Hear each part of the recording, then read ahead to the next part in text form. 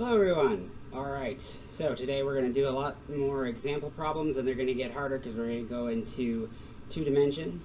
So let's get started. So first one we're going to do is this problem right here with Christian and the Tyrolean Traverse. I just want to read it to you, and then I want you to go through those first 6 steps yourself, pausing the video, and then you can try and do the rest of the steps needed to solve the problem, the ones right there, as well if you want to, but I'm going to go through the problem as well. So, alright, it says Christian is making a Tyrolean Traverse as shown in the figure. That is, he's going to traverse a chasm by shifting, by stringing a rope between the tree on one side and the tree on the other side 25 meters away.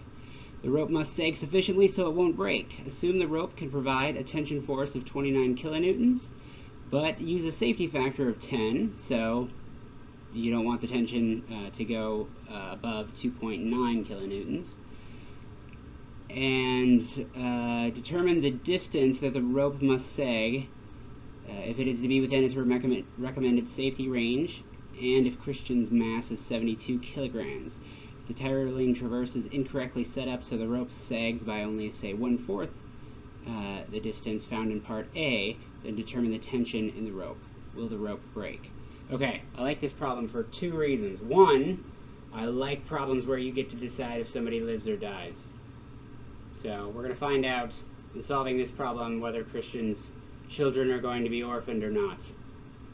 Let's see. Number 2, this one also involves things like safety factors and stuff that engineers need to incorporate into their designs and things like that. So that's kind of nice. Alright, so I just did step 1 for you. Read the problem. Step 2, read it again. Step 3, draw a Freebody diagram.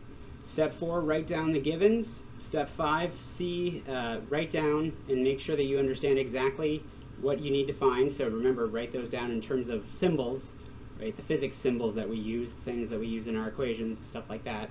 And then step 6, use your intuition. Think about how this is going to work, right? Some of the things that you might notice. Well, you know, he's sitting there. Christian is sitting there on the rope, right? He's not, it doesn't say anywhere that he's accelerating.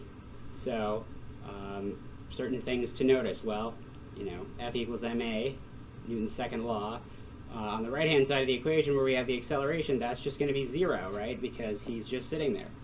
And so these are things that you should just think about before you try to go about solving the problem mathematically.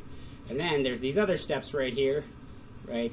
These important steps that you can go through to solve the problem. All right, so pause the video and go through all of these steps. Before I jump into it, there is one thing that I want to say. So let's just say that this thing can hold 10 newtons of force. If I pull on it like this, and I pull on it hard enough that 10 newtons, that I'm pulling with 10 newtons of force, at that point it might break. Alright, and let's say that I have a hammer here that I want to hang up somewhere using this cord, and let's say that the hammer weighs 11 newtons. Okay, is it possible to have this string with its 10, which can withstand 10 newtons of force, hold up this 11 newton weight here? Think about it for a second. Okay, so the answer is actually yes, and here's why. So I couldn't hold it up by, say, tying it around and then suspending it from the ceiling with just one length of the cord holding up there. But what I can do is take this thing and loop it around and then hang the hammer on it. Okay, so then if this thing has 11 newtons of force pulling down, that means there must be 11 newtons of force pulling up. So there's actually 2 factors of the tension holding it up now, right? There's, say, 5.5 newtons here in this string and 5.5 newtons here in this string. So it's actually possible to hold this thing up. The reason why I bring this up is just to point out that the amount of tension that a string can withstand, it might be a little bit more complicated than you might assume. Alright, so let's get started.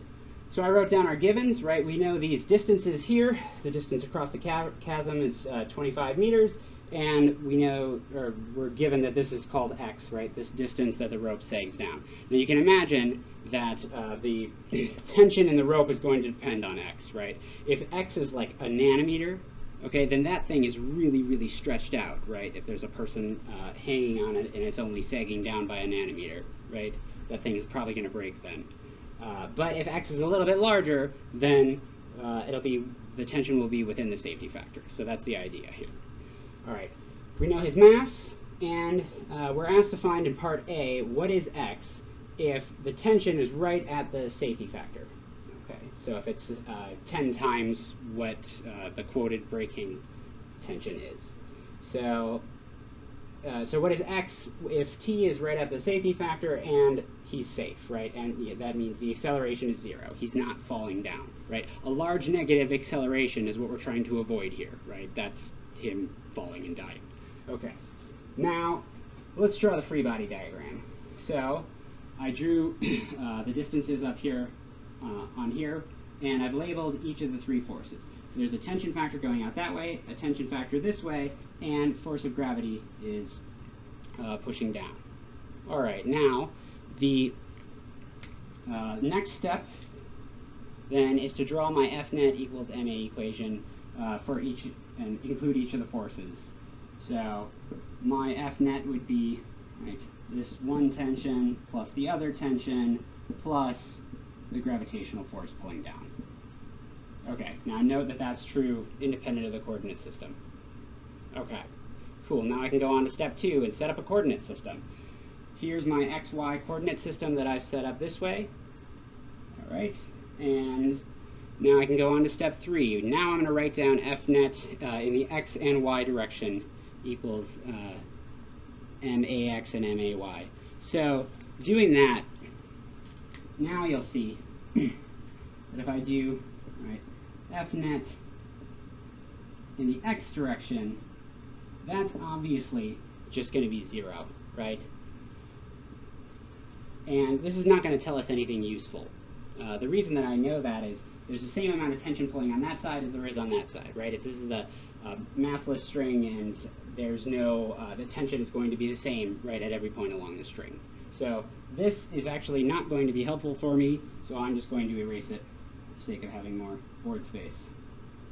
Okay, now F net in the y direction is going to be equal to m times a y, and this is going to be, now we need to put in the coordinate system and pay attention to that. So I need the y component of the tension and the y component of the gravitational force. Now in the coordinate system that I set up, the tension is going up and the gravitational force is pulling down. There's 2 factors of the tension force which are exactly the same going up. So I'm going to say 2 times ty plus mg, right? The force of gravity, or sorry, minus mg, right? Mg is going to be a positive quantity here. Minus mg is because the force of gravity is pulling down. Okay, now let's get ty. So looking at this here, now remember the tension is along the string. We have dimensions, we have distances x and this distance across the chasm, and those are spatial dimensions, but those dimensions will also correspond to the space that the forces exist in as well, right? Because the tension is along that physical string. So I can use these dimensions that I'm given to find out certain angles between the forces and things like that. So I want ty, and so what I'm going to do is I'm going to call this angle here theta. So if I call that angle theta there, then the angle between the string, the physical string, and the vertical is exactly the same as the angle between the vertical and the tension force. So I can take and I can find theta by saying, right, tangent theta is equal to, tangent is opposite over adjacent, right, so d over 2 divided by x, right? And I do want to find x, so what I can do is set x equal to, d over 2 divided by tangent theta.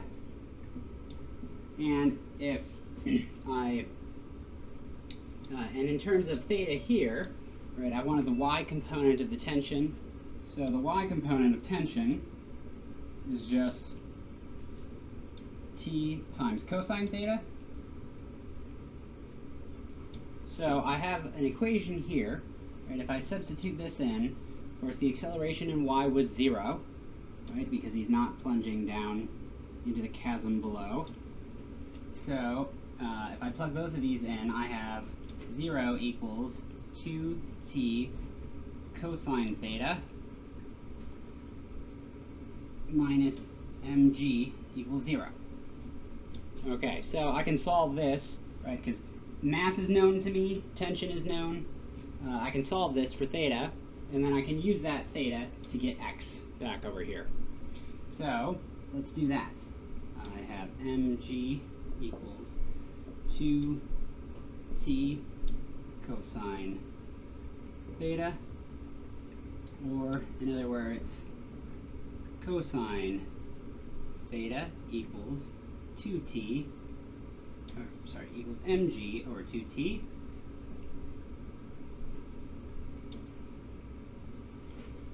And plugging in numbers, mass was 72 kilograms.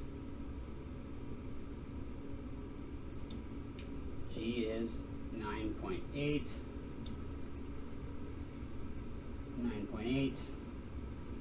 meters per second squared over 2 times, and the tension here, was that we're at T equals T safe, which is 2,000 or 2,900 newtons. Putting that in there. So I get that these numbers work out to 0.122.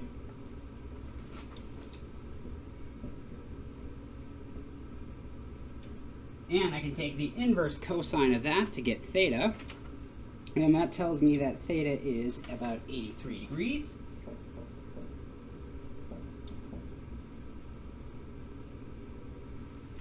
Okay, so now that I have theta, I can get x, because x is just d over 2, which d was this distance here, 25 meters.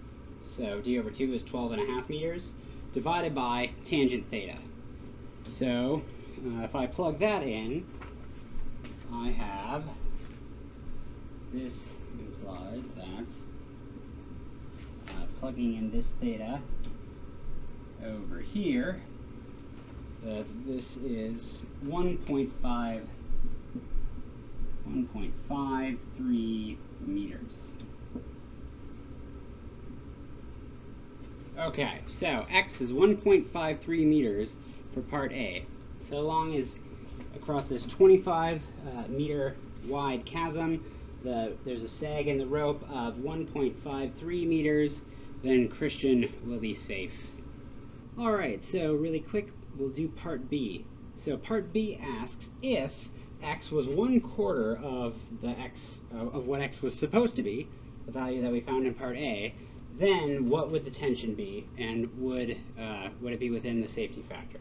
So we can pick up on two of the equations that we had already derived from the previous one. The first one defining the theta in terms of d and x. So if we pick up on that one, we know that tangent theta is this 12.5 meters, half the width of the chasm, divided by x.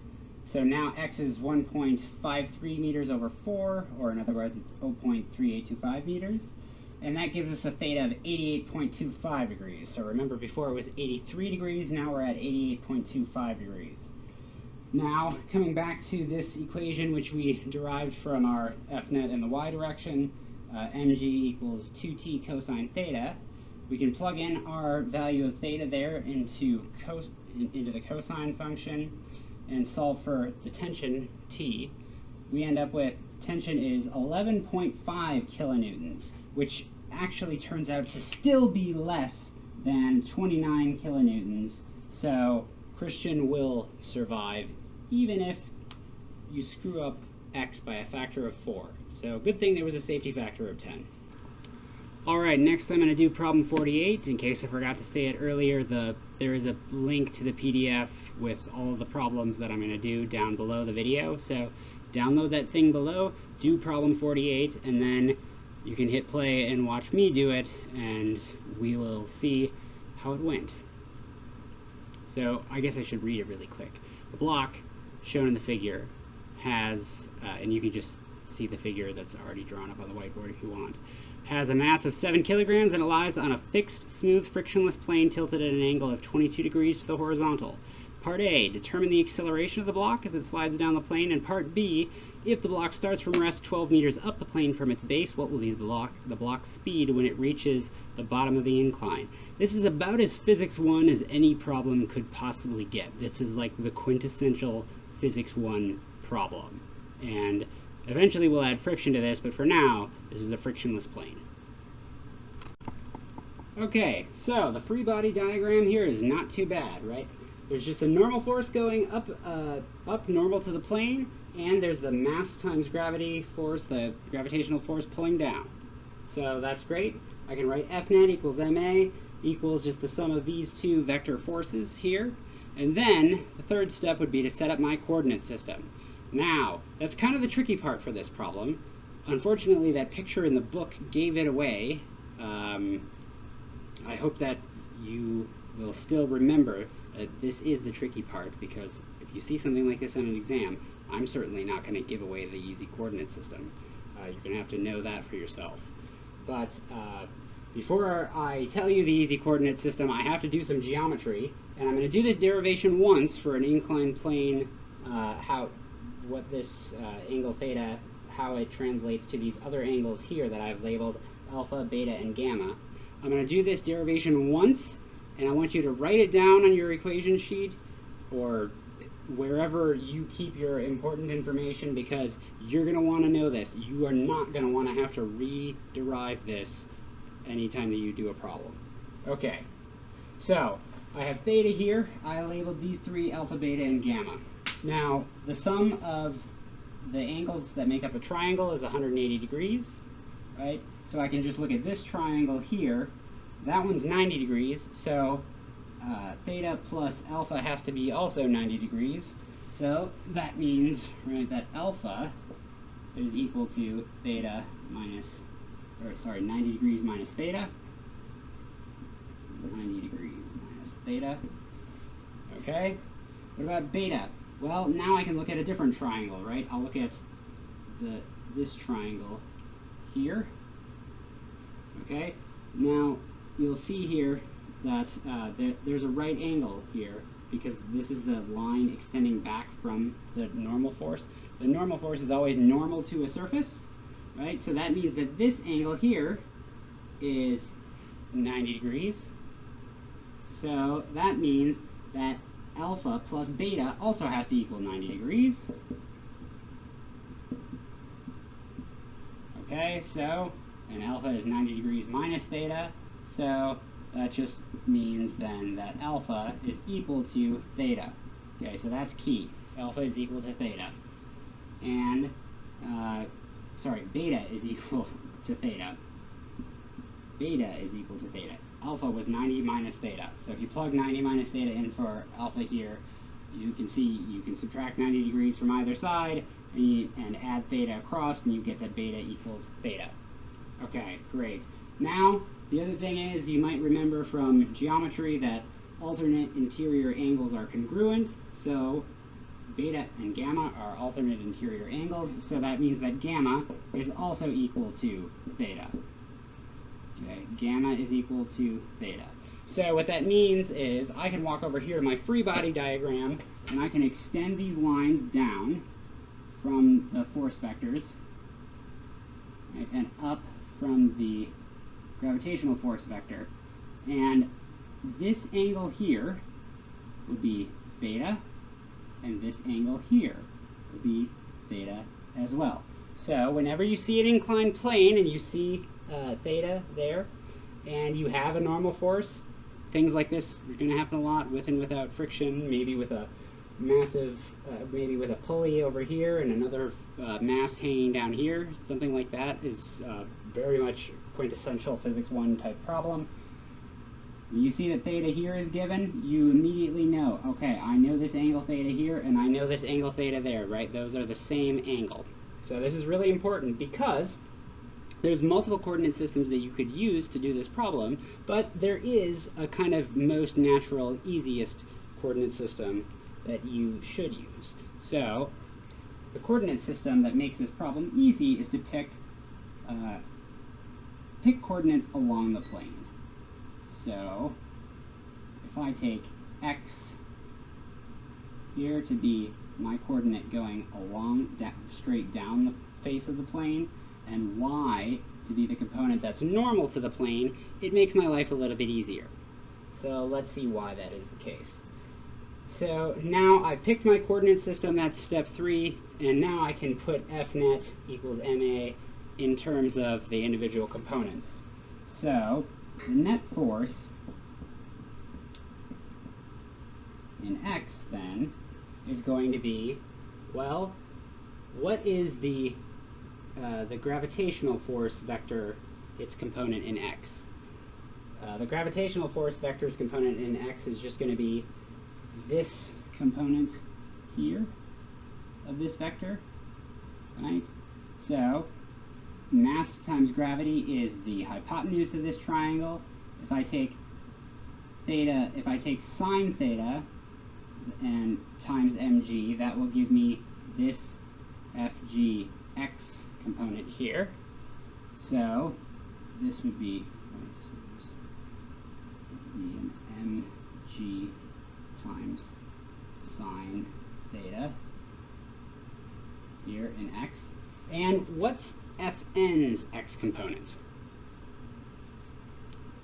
Right, so Fn is normal to, or perpendicular to, the plane, and I've chosen x to be right along the plane, so Fn has no component, has no x component whatsoever, right? Fn is entirely in the y coordinate. So the normal force would be 0 in Fnet and x. Okay, and the net force then in y is going to be the gravitational component in y is just, right, it's pointing down in y, so it's going to be negative, right? And it's the opposite, it's the other one, right? It's not the sine one, it's the cosine one.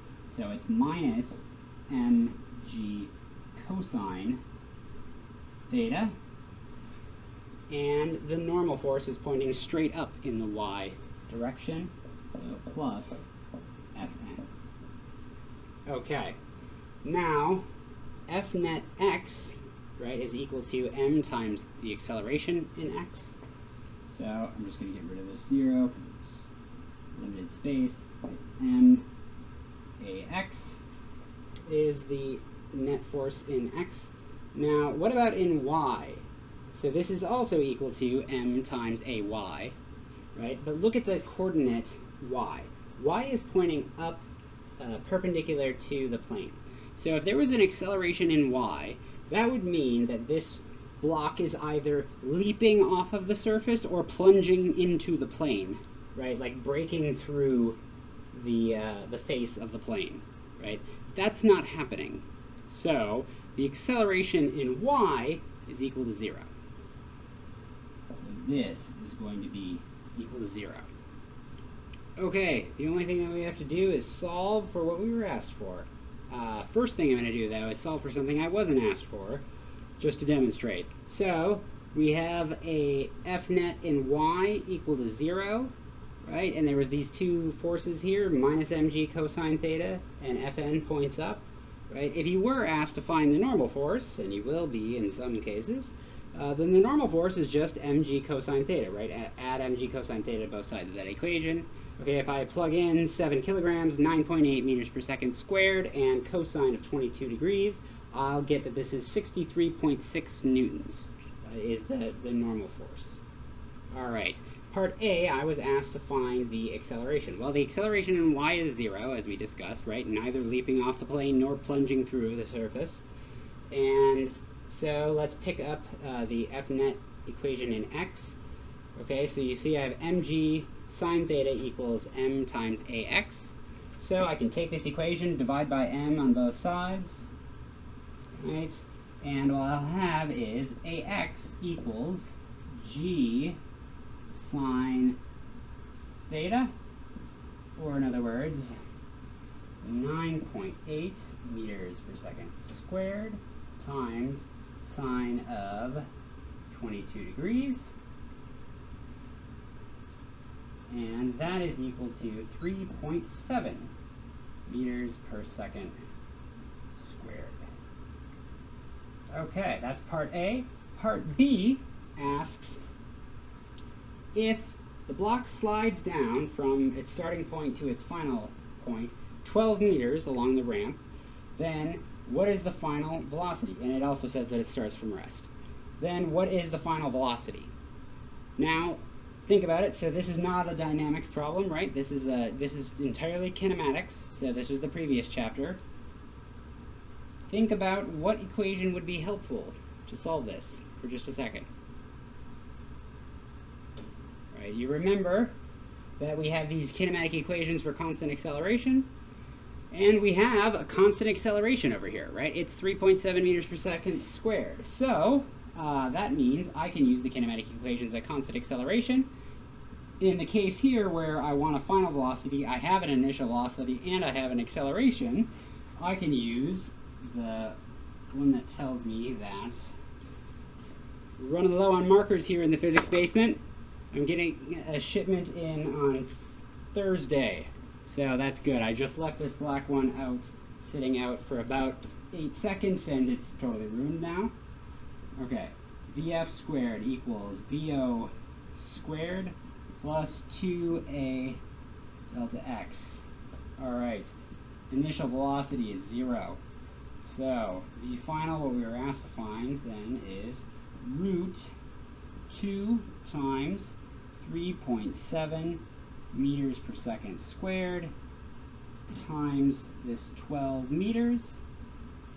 And if I plug that into my calculator, I get that this is 9.4 meters per second. All right, this makes sense with my intuition. That speed seems like a normal human scale type speed to me. This acceleration here checks out with my intuition as well, right? I know that it's going to be something less than the acceleration due to gravity, right? And so this matches all of the checks that I can think of. Maybe you can think of some other ones. So this looks right. All right, final physics basement problem of the video. 51, and we're going to do 53, which is basically the same thing. Just adding something onto this, but okay. Do problem 51. Here it shows a figure. There's a block of mass MA on a smooth horizontal surface. Smooth surface means no friction. Connected by a thin cord that passes over a pulley to a second block, mass MB, which hangs vertically. Draw a Freebody diagram for each block, showing the force of gravity on each, the tension exerted by the cord, and find any normal force, or show every normal force. Apply Newton's second law to find formulas for the acceleration of the system and for the tension of the cord. Ignore friction and the masses of the pulley and cord. By the way, certain things like telling you to include on your free body diagram tension and normal forces and weight, I'm not going to do that on a test. So those are things that you're going to have to be able to identify yourself. Okay, here's the problem. I'm going to not have the problem up on the screen for the rest of this, so you better look at the PDF. So pause here, go through all the steps, solve the problem. By now, you should be able to, it's likely that you'll be able to do this one on your own. So moving on with this problem. You can see here I've drawn my free body diagram. Note that I just put the arrows right on this picture here, but these are two separate free body diagrams, okay? There's a free body diagram for object A and one for object B. Okay, both of them involve a weight, both of them involve a tension, And the normal force, there's a normal force on mass A pointing up against gravity because mass A is resting on a surface. Okay, now its next step would be to write down my FNet equations, including all the forces. So FNet for A is just F normal plus F gravity plus tension, and FNet for B is the tension force plus the force of gravity. Now note, I kept the same T on here and there because the magnitude of that force is exactly the same. I wrote down a different a TB here and a TA there just because when I write with the vector on top of it, that includes both the magnitude and the direction will be different for the two of them here. Okay, now let's pick our coordinate systems. This is another problem where if you pick your coordinate system wrong, you could end up with something weird looking if you're really not careful with this. So let's pick a coordinate system that makes sense, that aligns with our physical intuition. Okay, my physical intuition tells me that if MB drops, MA goes to the right.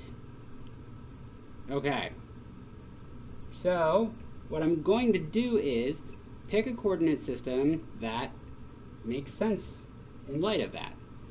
I'm going to pick, say, Y is up, X is to the right for mass A. Okay, this is for A. And I'm going to pick down is positive X for mass B.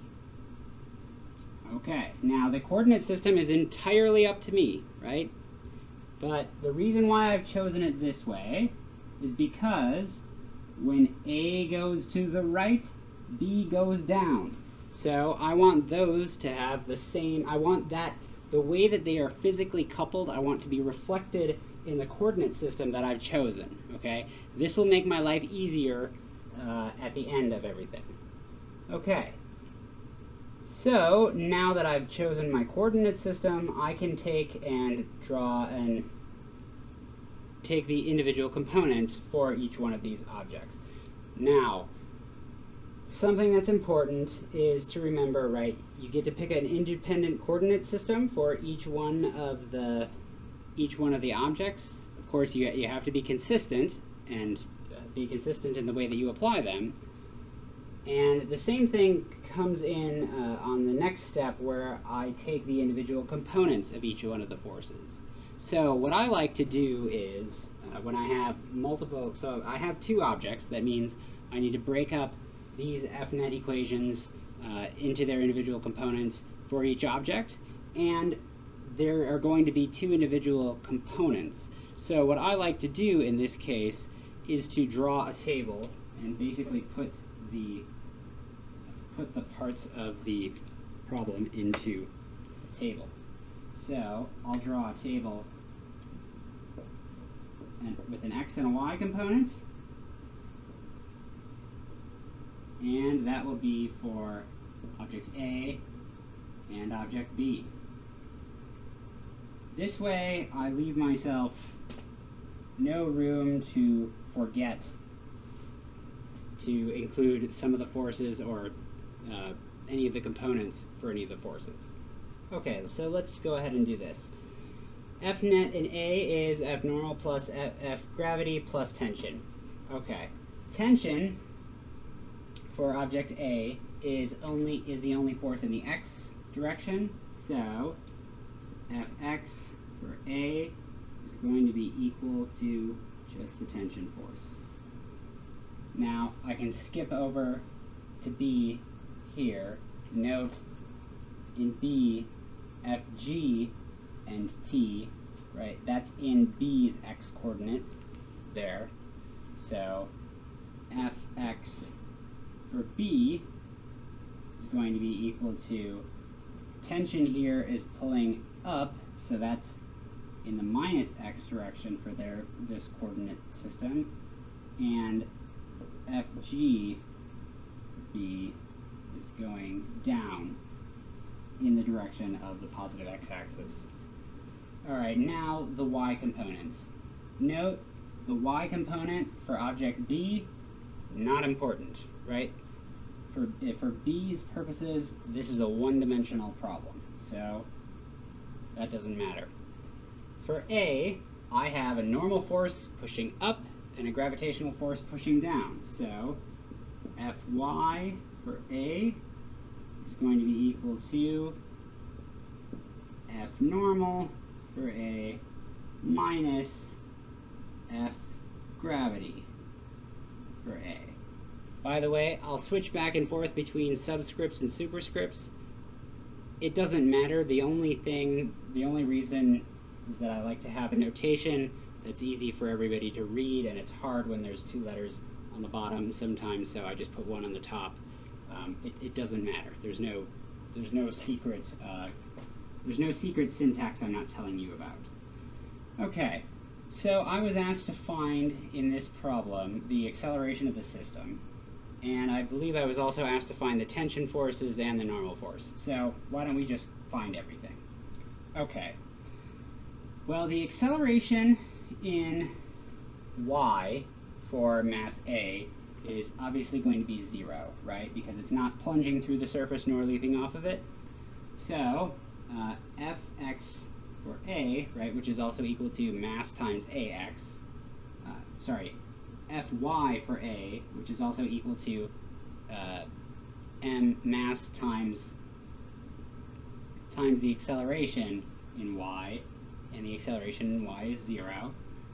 So this equation here, right, is going to be equal to 0. So this is equal to 0. So that means that the normal force for object A is going to be equal to the gravitational force for object A, right? Just adding FGA on both sides of that equation when I set this equal to 0. So that means that the normal force on object A is going to be equal to just MA times G. All right. So I was given MA. I'm not going to plug in numbers right now. So there is the y component taken care of. Now let's look at the x component. That's the one where we're really going to have an acceleration that's non-zero. So in that case, we know for object A that Fx for A is equal to MA times AX, and that's equal to just simply the tension force. Okay. We know for object B, right, these two objects are tethered together. So that means their acceleration is going to be the exact same, right? So long as there's no slack in the cord, if B falls at some rate A, then mass A has to move at that exact same acceleration in this direction. So I'm going to put the same AX in there. So for object B, I have Fx for B equals MB times AX, the same one. That's equal to minus tension plus FGB, right, which FG for object B is just MB times G. All right, so I have now two equations, right? This one we've already taken care of. Right, so I have two equations, one here and one there, and I have two unknowns. The tension is not known to me, and neither is the acceleration. Okay. Now I'm going to drop the x on A just because there's no acceleration in y anyway.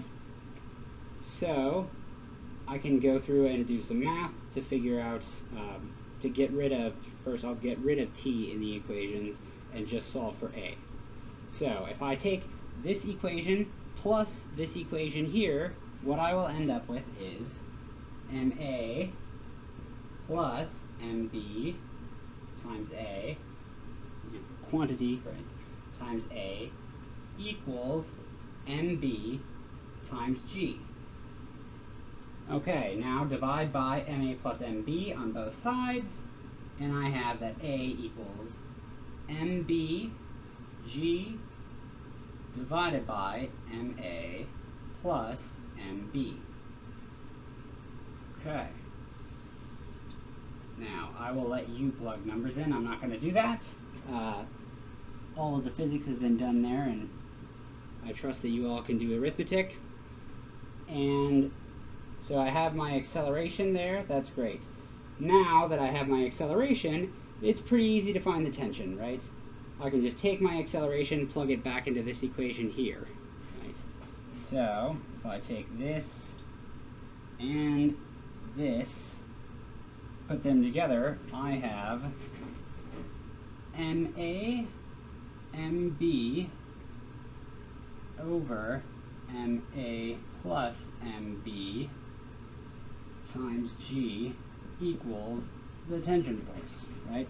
I just took the MBG over MA plus MB, and I stuck it in for the A here. Right? So I just pick up a factor of MA, and that's equal to the tension. So I found the tension force. Great. Now, there is a word for this quantity here, this MA times MB over MA plus MB. Okay, so this thing's called the reduced mass. You don't need to know that. It's interesting. It's something that pops up a lot. It happens in orbitals and things like that, in gravity as well. So that's interesting that it showed up here. So we found the acceleration, and we found the tension in terms of the given quantities, mass A and mass B. So we are done with problem 51. Now, something to note, so just some checks here. What about if mass A and mass B were exactly the same, if they were equal to one another? Well, then the acceleration would be 1/2 g. That kind of makes sense, doesn't it, right? I mean, it should check with your intuition, right? If this thing, if it was just mass B that was there, then mass B would fall at the rate g, okay? If mass B and mass A were exactly the same, then it would fall at about half of g. So that's interesting. Now another thing, if mass A, just by intuition, right? If mass A was much, much, much larger than mass B, then I would expect this to go really slow, right? To go slower. And look, there's a A in the denominator here. You can see that if A is really large, much, much larger than mass B, this acceleration is going to get really small. So that's great. My intuition checks work out really well. By the way, just so you know, I mean, if you were to accidentally set up this coordinate system so that plus x is not pointing down, so that plus x is pointing up, if you were to set up your coordinate system in this kind of inconsistent way, you would end up with a minus sign down here in the denominator. Okay? I know this because I made this mistake once the first time that I did it, but I make a habit of checking and incorporating checks every time that I do a problem, and so because of that, I realized immediately that I had made a mistake. So, something to keep in mind, those checks can be really helpful for you. Okay, in the problems that I've given you, there's a few kinematics problems that I'm not going to go through. I'll leave them on there for you as an exercise. It'll be helpful for you. But I did want to go through problem number 53. And what problem number 53 is just saying, what if we have this exact same problem, but with the chord no longer being massless? So what if the chord has mass? Well, let's talk about that. So, okay, here was our answer for 51. The acceleration was mBg over ma plus mb. Now, in problem 53, we have the exact same setup, but it's saying, what if the chord has a mass mc? Then what is A? And you can answer in terms of LA and LB, where LA and LB sum together to be the total length of the string L. Okay, what LA and LB are is LA gives you this portion of the chord up here, the amount of the chord that's up here on the top next to mass A, and LB gives you the amount of chord that's left over here. Okay, and I can tell that this is very hard to see, so I'll just write it in a better color here. Right, this was LB, and this is LA. Okay, and that looks easier to see. LA. So LA is this length here, LB is this length that's next to mass B down here. Now, how does this change the problem? Well, essentially, so it changes the dynamics of the problem, or it changes the kinematics of the problem quite a bit, right? Because if this is the case, then as MB starts to fall, and that means LB gets larger, then there's more mass over here than there is over here as the thing begins to fall. So the acceleration is not going to be constant anymore. So the kinematics change quite a bit. What about the dynamics? Well, you can think about it in exactly this way. LA and LB just basically end up adding some mass onto MB and MA. That's an equivalent way to think about it. So what I could do is say MA,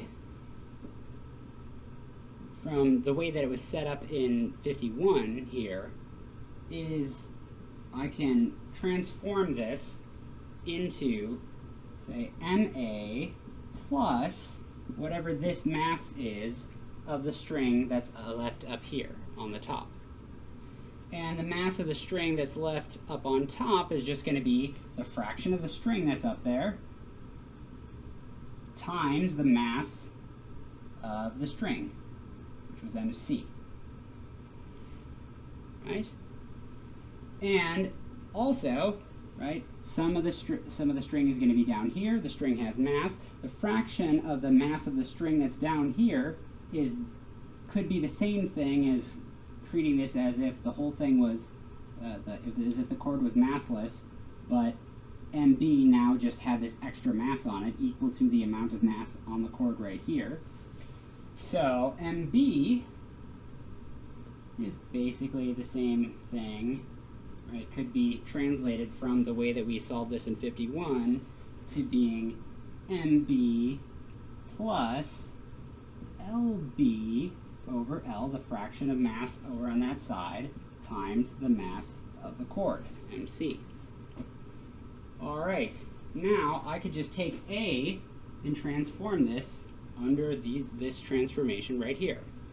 And what I would have is A is MB plus LB over L MC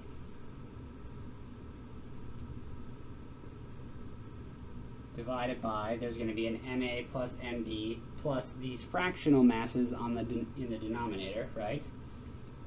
So, sorry, there's a G up here.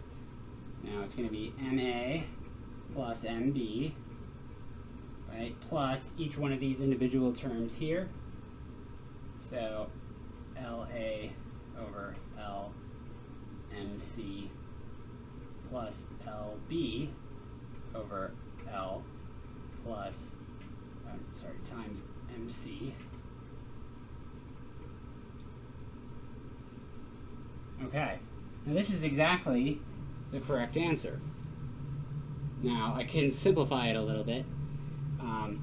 LA over L and LB over L can be combined, right, because they both have the same factor of MC out in front, right? If you combine them together, you get an LA plus LB in the numerator and an L in the denominator. Okay, that L was just LA plus LB. So what this ends up being equal to is MB plus LB over L MC divided by MA plus MB plus MC. Okay, now this is the exact right answer. It's really interesting just because you would think that adding a mass into the chord would really change a lot. But if you've already solved the simpler case, very often in these problems, if you solve the simpler case, then adding on a little complication on top of it is actually very doable, and much more so than you might think by just looking at it. Okay, so that's the last problem I'm going to do. I left a few problems on the equation, or on the problem sheet, that I'm not going to go through. Most of them are kinematics problems related to some of the dynamics problems that we solved. But I'm not going to go through those. I will leave those for you for an exercise for practice. I'm also going to link to the problem, the other dynamics problems in your PDF that I didn't do, which was the mass hanging from the rear view mirror of a car problem. I will link to Dr. Simmon's live stream episode where he solves this problem for his class. Okay, so I'll link to that, and I will also link to the problem, or to the lecture that I want you to watch for tomorrow, which is Dr. Lewin, or Walter Lewin's lecture on friction. So we'll move on to doing free body diagrams that type problems that involve friction. All right, see ya.